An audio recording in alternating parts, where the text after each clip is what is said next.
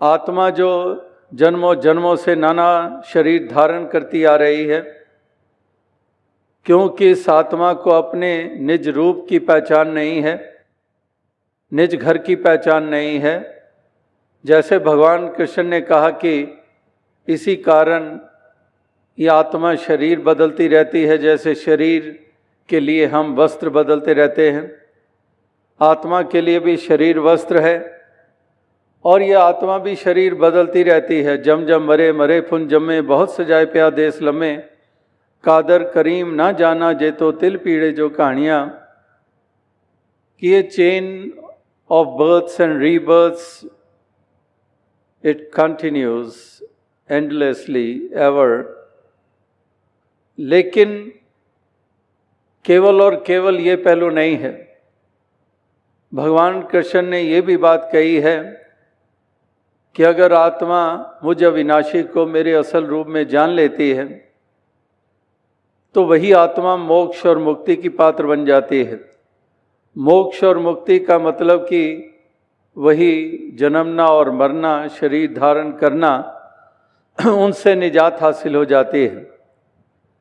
तो इंसानी जन्म को जब जब भी जिसने पाया है उसके लिए सबसे अहम बात करने लायक यही मानी गई है। वेदों, शास्त्रों में, धर्म ग्रंथों में इसी का ही बयान है, यही जिक्र है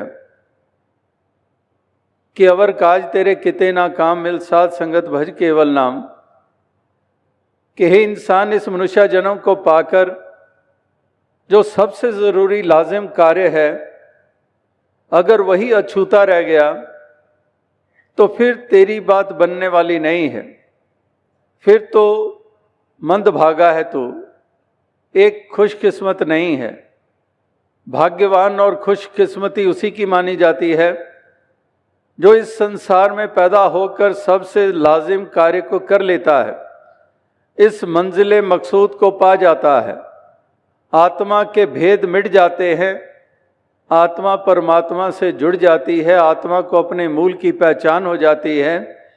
इसी देही में रहते हुए अक्सर कहा जाता है ये देही तो बर्तन है, बर्तन टूटेगा, आत्मा परमात्मा से मिल जाएगी। अगर बर्तनों के टूटने से ही आत्मा परमात्मा से मिल जाती है, फिर तो कत्लो गारत करते रहो, डाके चोरियां डालते रहो, बर्तन तो उनका भी टूट जाता है, फिर तो वो भी बर्तन टूटा और आत्मा परमात्मा से मिल गई। ये बर्तन बीच में उस तरह से वो बर्तन नहीं है।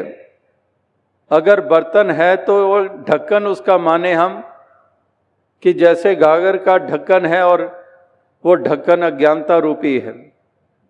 अज्ञानता हटेगी तभी अंतर बाहर का जल एक हो जाएगा। तो ही मोही मोही तो ही अंतर कैसा।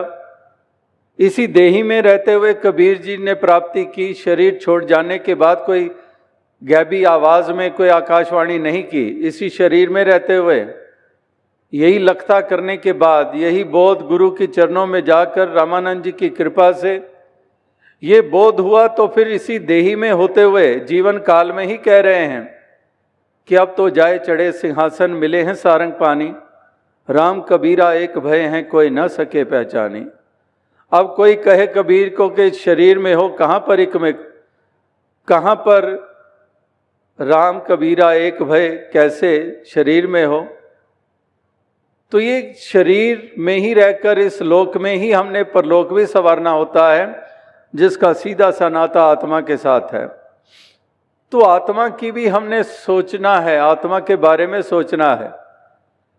शरीर में क्योंकि विचरण करते हैं, केवल और केवल हमारा ध्यान शरीर की तरफ जाता है।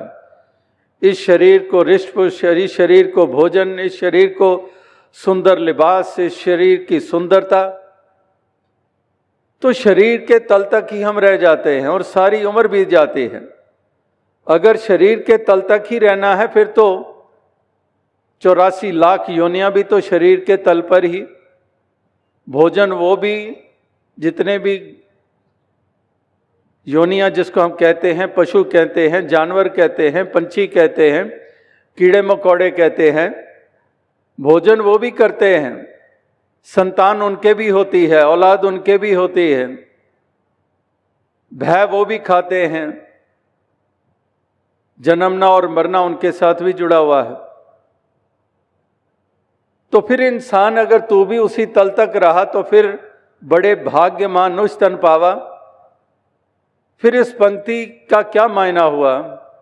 ये क्यों कहा कि बड़े भाग्य की बात कि तुझे मनुष्य जन्म मिला है?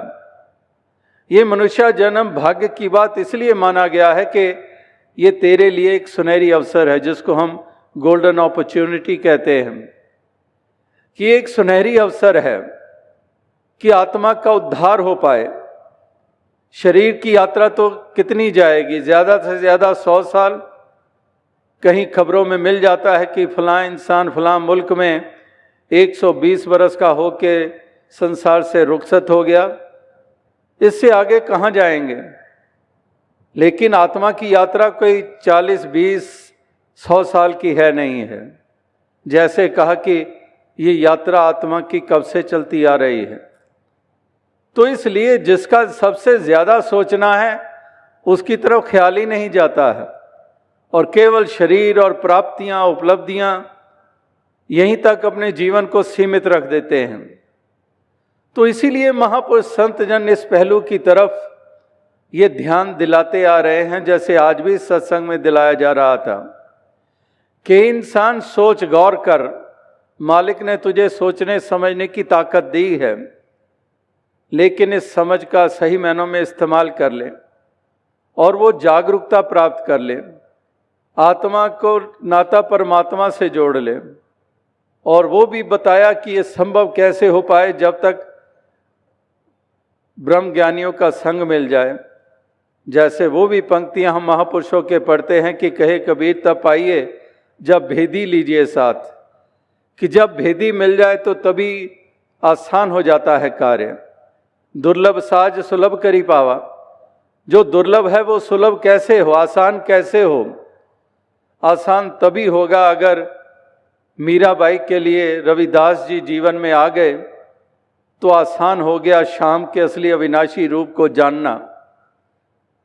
इसी प्रकार से ये दुर्लभ जो है प्राप्ति, ये हिस्से में अगर आ जाए तो इससे ऊंचे भाग्य क्या होंगे। ये जीवन का सबसे महत्वपूर्ण लक्ष्य पूरा हो गया, मंजिल मकसूद को पा लिया। इस मंजिल को ऐसा पाया कि यही निज घर की भी पहचान हो गई। वरना जिसको अपने घर की पहचान ना हो वो कहाँ कहाँ भटकता रहता है। तो जिसको अपने घर की पहचान होती है उसको भटकना नहीं पड़ता है, वो सीधा ही वहीं जाता है। इसी प्रकार से ये भटकन समाप्त हो जाती है इस आत्मा की, जब इसको अपने निज घर की, निज रूप की पहचान हो जाती है। जान जाती है कि यही मेरा मूल है, मैं इसकी अंश हूं। और जिस मूल को जाना, ये मूल अविनाशी भी है, ये अचल भी है, अजन्मा भी है, जिसको कोई बनाने वाला नहीं है, जिसको स्वयंभू कहा गया है, जो खंडित नहीं होता है, जिसकी कोई रंग नस्ल जाति नहीं है। तो जब ये जाना इसको इसके रूप में, जैसे अभी भी जिक्र हो रहा था, कुरुक्षेत्र के मैदान में भगवान कृष्ण के द्वारा अर्जुन को ये बोध कराया जाना, जिसके कारण वो 10 दिशाओं की तरफ नतमस्तक हो जाता है, उससे पहले क्यों नहीं हुआ? वो जब ज्ञान की चक्षु दिए जा रहे थे कुरुक्षेत्र के मैदान में, वो चक्षु प्राप्त करने के बाद क्यों चारों तरफ 10 दिशाओं की तरफ नतमस्तक हो रहा है? क्योंकि तब उसने भगवान कृष्ण के असली अविनाशी रूप के दर्शन किए, जो कि अविनाशी, जो खंडित नहीं होता, जो सारी यूनिवर्स को बनाने वाला, जो सारी यूनिवर्स को बनाने वाला भी है और उसमें उपस्थित भी है। जैसे अवतार वाणी में भी हम पढ़ते हैं कि ये 9 चीज़ां दृष्ट मानने जिसनू कहंदे माया है, 10वां ब्रह्म इना तो वखरा इना विच समाया है। कि इस प्रकार से ये इसी में समाया है। अभी भी रामनवमी आने वाली है और महाराष्ट्र में मुंबई में गए तो कुछ बरस पहले वहाँ मराठी में महापुरुष समागम पे, जैसे इस वर्ष पहला ही प्रांतीय समागम मुंबई में हुआ था 23 जनवरी से लेकर 26 जनवरी तक, तो वहाँ तमाम समागम 90% मराठी भाषा में ही चला। और वहाँ मराठी में वो महापुरुष बता रहे थे कि जब ये राम नवमी शब्द हम सुनते हैं तो कहने लगे कि मुझे तो यही ध्यान आ रहा है कि ये राम नौ में है।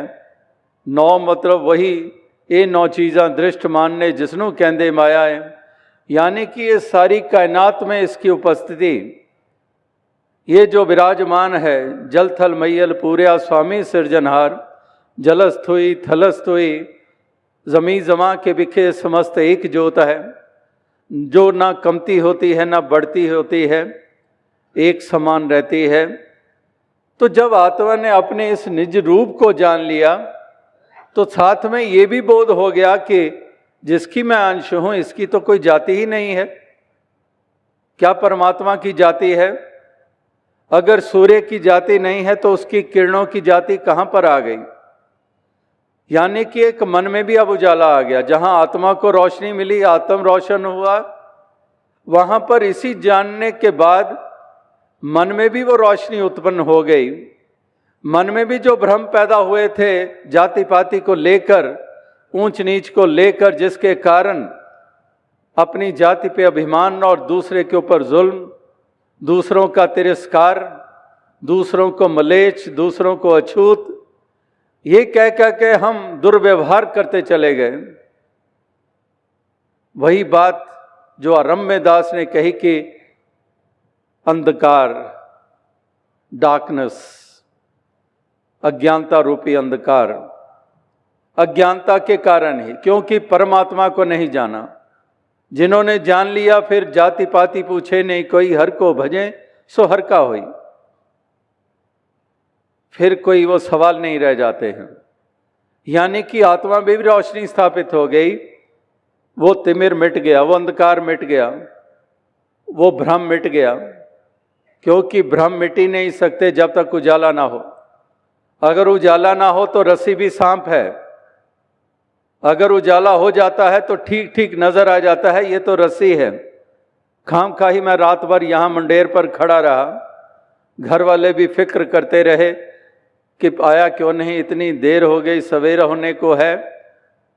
और जब सूर्य की पहली किरणें पड़ी और वही इंसान माथे पे हाथ मारता है कि इस पगडंडी पर रात भर खड़ा रहा कि ये सांप आगे सरके तो जाऊं, दाएं भी पानी बाएं भी पानी, और किरणें पड़ी सूर्य की तो देखता है तो रस्सी है। यानी कि उजाला हुआ तो वो सांप की जो मान्यता मानी हुई थी कि ये सांप है, वो भ्रम तभी तो मिटा। और भ्रम ने उसको बंधन में डाला हुआ था, बंधन में ही तो था। बेशक उसके पाँव में कोई बेड़ियां नहीं थी, कोई पाँव में जंजीर नहीं थी, कोई पाँव में रस्सी से बांधा नहीं हुआ था कि वो आगे नहीं जा पा रहा है, कोई रस्सी कोई जंजीर नहीं थी, लेकिन फिर भी बंधन में। और बंधन का कारण भ्रम, और भ्रम का कारण अंधकार। तो इसीलिए महापुरुष कहते हैं कि मूल को पकड़ो, अंधकार मिटाओ। अंधकार अज्ञानता का मिटेगा तो भ्रम भी मिट जाएंगे, भ्रम मिटेंगे तो बंधनों से भी निजात मिल जाएगी। ये तेरे मेरे के सवाल, तोर मोर की जेवरी बट बांधा संसार, एक कबीरा क्यों बंधे जाका नाम आधार। फिर ये बंधनों से मुक्त हो जाते हैं, फिर वसुदैव कुटुंबकम वाली भावना स्थापित होती है, फिर सारी वसुधा के ऊपर बसने वाले सारे अपने हैं, ये मेरे ही हैं, ये मेरे परम पिता की संतान, ये भी है मैं भी हूँ। माटी एक अनेक भांति कर साजी साजन हारे, ना किच पोच माटी के भांडे ना किच पोच कुम्हारे। कि यही कुम्हार है, यही कुम्हार ने ये रचना रची है। कुम्हार ने मिट्टी भी वही इस्तेमाल की है जो 5 तत्व हम कहते हैं कि ये 5 तत्व का पुतला है। 5 तत्व इसी मिट्टी का इस्तेमाल किया कुम्हार ने और नाना रूप उसको दे डाले। कुम्हार भी वही, मट्टी भी वही, केवल आकृतियों में बदलाव। तो आकृतियों में बदलाव, हमारी संस्कृतियों में बदलाव।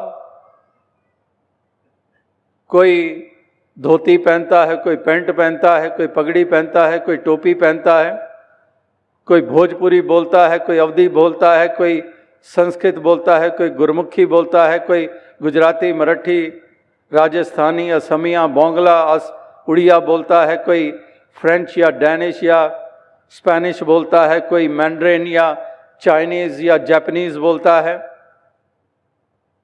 ये सब बाहरी आकार, बाहरी रूप, बाहरी सिलसिले। मट्टी वही, 5 तत्व, सभी 5 तत्व के बने हुए हैं। वो पंक्ति याद आ गई जब 5 तत्वों का जिक्र किया। करीब शायद 35-40 बरस हो गए होंगे अपने ही मिशन में जितने कितने गीतकारों ने कितनी कितनी रचनाएं लिखी हैं। आज भी आपने अनेकों भाषाओं में गीत भजन श्रवण किए। तो बहुत अरसा पहले वो एक गीत गाया जाता था सत्संग में, और वो पंक्ति अभी जहन में आ गई कि डंका सुनो डंका, होगी भस्म की ढेरी तेरी 5 तत्वों की लंका। कि ये डंका बज रहा है, ये डंका बज रहा है, ये संदेश दिया जा रहा है, ये संदेश दिया जाता रहा है। याद रख के होगी भस्म की ढेरी, ये भस्म हो जाएगी तेरी 5 तत्वों की लंका। ये तेरी लंका शरीर रूपी ये 5 तत्वों की ये भस्म हो जाएगी। एक खाक का पुतला खाक की ढेरी में तब्दील हो जाएगा। और आगे उसमें कहा जा रहा है कि हे मन रावण, सीता सूरत को कब राम से मिलाएगा। कि इस प्रकार से हे मन रावण, ये मन ही तो बीच में आ जाता है। रावण अभिमान का प्रतीक, ये मन ही तो अभिमानी हो जाता है। मैं क्यों जाऊं, मैं इतनी पढ़ा हुआ, मैंने इतने अध्ययन, मैंने यात्राएं, मैंने स्नान, मैंने वो किया हुआ है, मैं क्यों जाऊं, मैं क्यों नतमस्तक हूं। बीच में अभिमान आ जाता है, हंकार आ जाता है। जैसे वो भी पंक्ति महापुरुषों की आती है कि चाले थे हरि मिलन को और बीचे अटका चीत।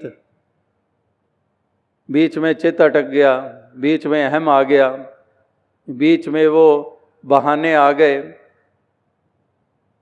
तो महापुरुष संत जन कहते हैं कि टाले टोले दिन गया बेहाज बढ़न तो जाए, ना हर भज्यो ना खत पट्यो काल पहुँचो आए।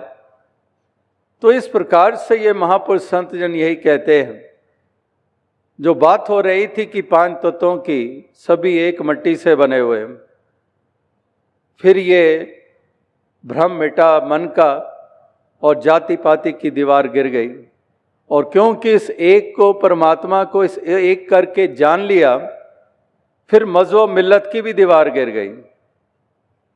ये जो मजहब जो आज रूप बने हुए हैं, जो केवल और केवल घृणा और नफरत के बीज मनों में बोते चले जा रहे हैं। कितनी कितनी हिंसा, कितनी कितनी कत्लो गारत, कितनी कितनी क्रूरता, कितने कितने कठोरता, कितनी कितनी निर्दयता। ये टीवी पे भी आप देख रहे हैं, मिडिल ईस्ट में क्या क्या हो रहा है। और भी अपने मुल्क में भी समय समय पे दंगे फसाद होते हैं, कहीं जाति को लेकर, कहीं धर्म और मजहब को लेकर। कितने कितने मासूमों की जानें जाती हैं। तो इतनी क्रूरता, कितनी कठोरता, कितनी निर्दयता, केवल इसलिए कि वो बोध नहीं है। परमात्मा को बांट दिया, अल्लाह अलग है, राम अलग है, गॉड अलग है। परमात्मा को ही जब बांट सकते हैं तो पैगंबरों को क्यों ना बांटेंगे। और अगर पैगंबरों को बांट दिया तो इंसानों को तो बांटेंगे ही बांटेंगे। इस तरह से ये बांट बांट कर इंसान से कितना दूर हो गया है। जो मूल था, दो ट्रू एसेंस, जो असलियत थी, वो तो खो गई। केवल और केवल चिन्ह रह गए, इमारतें रह गईं, कुछ क्रियाएं कर्म कांड रह गए, लिबास रह गए, वही धर्म की पहचानें बन गईं।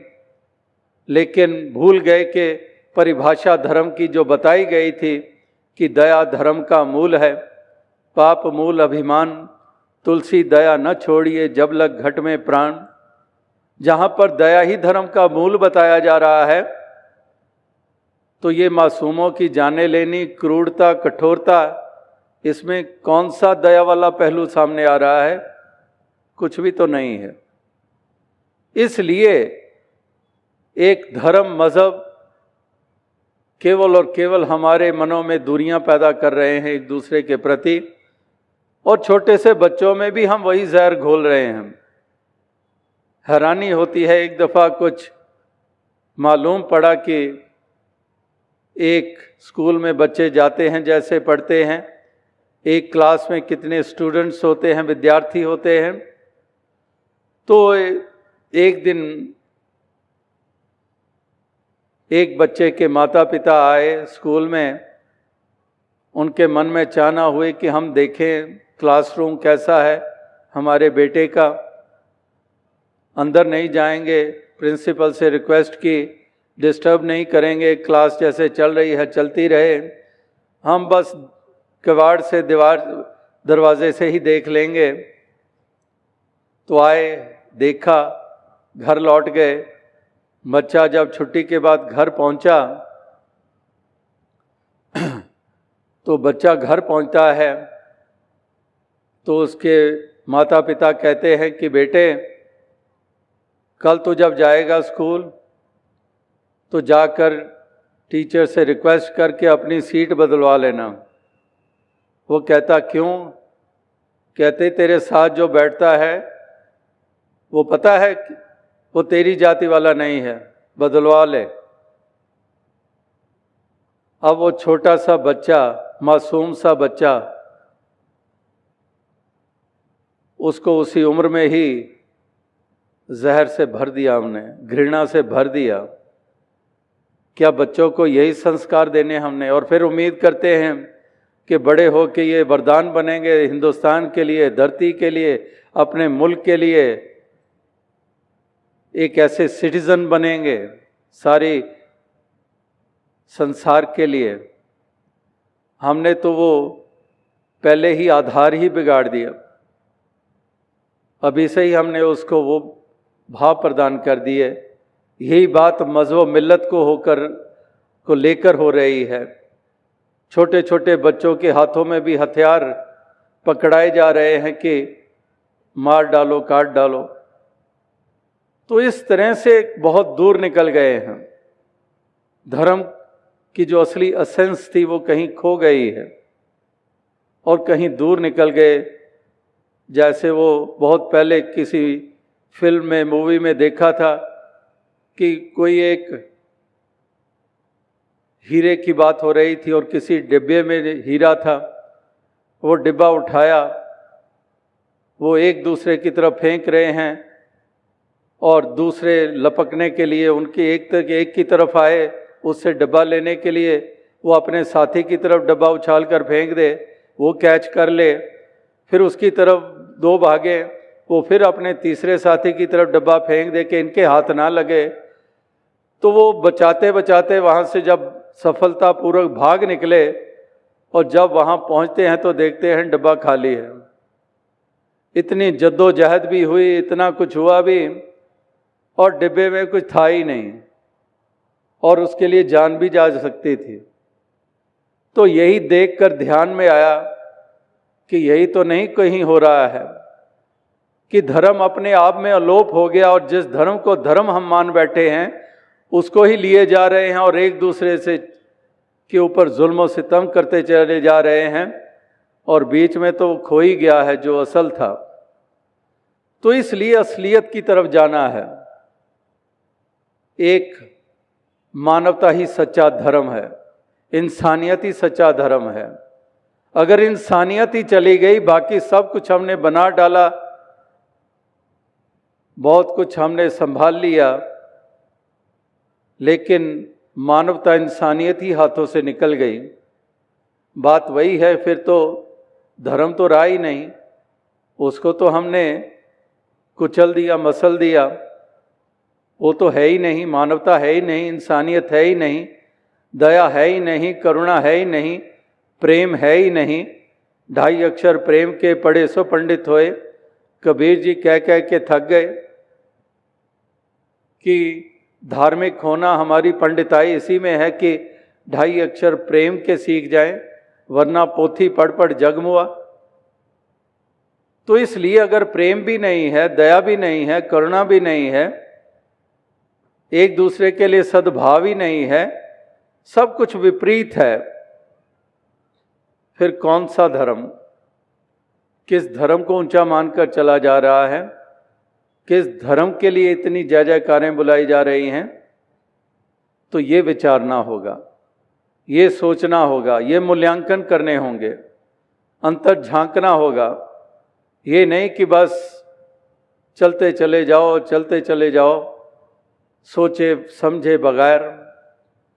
तो यहाँ पर निरोल इस परम अस्तित्व परमात्मा की बात हो रही है, मानवता की बात हो रही है, इंसानियत की बात हो रही है, दीवारों को गिराने की बात हो रही है, एक दूसरे को गले लगाने की बात हो रही है, हर प्रकार के भेद वाले भाव मिटाकर एक इंसान को इंसान के रूप में देखते हुए एक दूसरे का भला मांगते भी चले जाएं, एक दूसरे का भला करते भी चले जाएं और छोड़ दें वो विपरीत भावनाएं। जैसे कि हालात जैसे आज हैं, एक वो बात ध्यान में आई कि एक इंसान अब कुत्ते की पूंछ काट रहा था और दूसरा पूछता है कि क्या हुआ तेरी अकल को, ये अपने कुत्ते की पूंछ क्यों काट रहा है? कहने लगा चुप कर जा, आज शाम को मेरी सास आ रही है, तो मैं कोई ऐसी यहाँ पर बात नहीं सामने लाना चाहता कि मेरी सास समझे कि उसका स्वागत है इस घर में। अगर वो आई, ये कुत्ता कहीं पूछ हिलाएगा, प्यार जताएगा, तो मैं पूरा ये उसको मैसेज देना चाहता हूँ कि she is not welcome here, कि अपने कुत्ते की पूंछ ही काट डाली। तो ये तो हाल है इंसानों का कि एक थोड़ी सी किसी के चेहरे पे मुस्कुराहट आ जाए वो भी बर्दाश्त नहीं है, कोई खुशी मिल जाए वो भी बर्दाश्त नहीं है, चाहे अपना ही नुकसान करना क्यों ना पड़ जाए। ये एक हालत आज के इंसान की है। तो महापुरुष संत जनों ने जो सब हकीकत सामने रखी, जो इंसान के सामने जो पहलू रखे, वो यही पहलू रखे, दोनों ही पहलू, अंधकार वाला और उजाले वाला, प्यार वाला और नफरत वाला, विनम्रता वाला और अभिमान वाला, संकीर्णता वाला और विशालता वाला, गिले शिकवे और सबर संतोख वाला, ये दोनों ही पहलू हमारे सामने रखे और फिर कहा कि विवेक अगर जाग जाता है, अगर ये बोध हो जाता है, फिर सही चुनोगे। क्योंकि विजडम और विवेक जब जाग गया, फिर सही चुनोगे, फिर सोच भी सही हो जाएगी, भाव भी सही हो जाएंगे, व्यवहार भी सही हो जाएंगे, फिर सही चुनोगे, जिसके कारण तुम्हारा भी भला, तुम्हारा भी यश और तुम औरों के लिए भी वरदान बन जाओगे, इस धरती के लिए तुम वरदान बन जाओगे। तो इस प्रकार से ये महापुरुष संत जनों की वाणी ये यही पुकार कर कह रही है। ज़रूरत है इसको समझने की, ज़रूरत है वो रियलाइजेशन करने की, ज़रूरत है इस हकीकत को समझने की, और फिर इसी डगर पर चल निकलते हैं जो इस क्रांति के घटित हो जाने के बाद, ये क्रांति जब जीवन में घटित हो जाती है तो तब उसके बाद का सफ़र फिर वो वही होता है जो संतों भक्तों वाला होता है, जिनके लिए ना को बैरी ना ही बेगाना, सगल संग हमको बने आई, जिनके लिए फिर कोई पराया कोई बेगाना नहीं होता है, जिनके लिए ये सच्ची दौलत ये नाम की दौलत है, ये दुनियावी दौलतों के लिए कहीं जुल्म व सितम नहीं करते हैं, ये जान जाते हैं कि ये सारे ही अपने ही परिवार का अंग हैं, ये फिर किसी को के ऊपर जुल्म नहीं ढाते हैं, कोई भी कारणवश ये जुल्म नहीं ढाते हैं, किसी का तिरस्कार नहीं करते हैं, ये फिर केवल शाब्दिक नहीं कि सबका भला करो भगवान, सबका सब विधि हो कल्याण, ये केवल शाब्दिक प्रार्थना नहीं रह जाती है, फिर ये सही मायनों में इनकी वो भावना बन जाती है, क्योंकि सब अपने नज़र आ रहे हैं, इसलिए किसको पराया किसको बेगाना किसके ऊपर जुल्म ये भावना नहीं रहती है। तो आज ज़रूरत इन्हीं भावनाओं की है, चाहे झारखंड के वासी हैं, चाहे बिहार के वासी हैं, हिंदुस्तान के किसी प्रांत के वासी हैं, या फिर विश्व के किसी मुल्क के बाशिंदे हैं, पहाड़ों में रहने वाले हैं या रेगिस्तानी इलाकों में रहने वाले हैं, किसी टापू पे रहने वाले हैं या किन्हीं बस्तियों में रहने वाले हैं तो इंसान, तो हर इंसान की फितरत में ऐसा बदलाव आ जाए, ऐसी क्रांति घटित हो जाए, यही एक आस लिए हुए, यही प्रार्थनाएं लिए हुए आप सभी इस संत समागम के ऊपर उपस्थित हैं और अपने अपने जगह के ऊपर रहकर यही एक संदेश दिए जा रहे हैं कि वाकई ही मिशन का मकसद और मंतव्य केवल और केवल यही है, और कोई ना प्रलोभन दिए जाते हैं, ना कोई चमत्कारों की बातें यहाँ होती हैं, केवल और केवल स्टीक, केवल और केवल उस बिंदु के ऊपर केंद्रित होकर कि आत्मा का मकसद इस शरीर में आकर यही है जो पूरा करना, कि अपने मूल की पहचान करना, और लोक की रही बात जो यात्रा हम शारीरिक रूप में तय करते हैं, तो इस यात्रा को भी हम प्यार और प्रेम के साथ मिलवर्तन के साथ तय करें, मिठास से तय करें, यानी कि लोक और परलोक दोनों को संवारने की, दोनों जहानों की बाजी जीतने की ही केवल यहाँ पर बात होती है। और यही मिशन का सादा सा रूप में ये मैसेज है हर इंसान हर मानव के लिए, जो शुरू से संतों महात्माओं गुरु पीर पैगंबरों का रहा है। तो दास और अधिक शब्दों का सहारा ना लेता हुआ इन्हीं शब्दों से आपसे इजाज़त चाहेगा।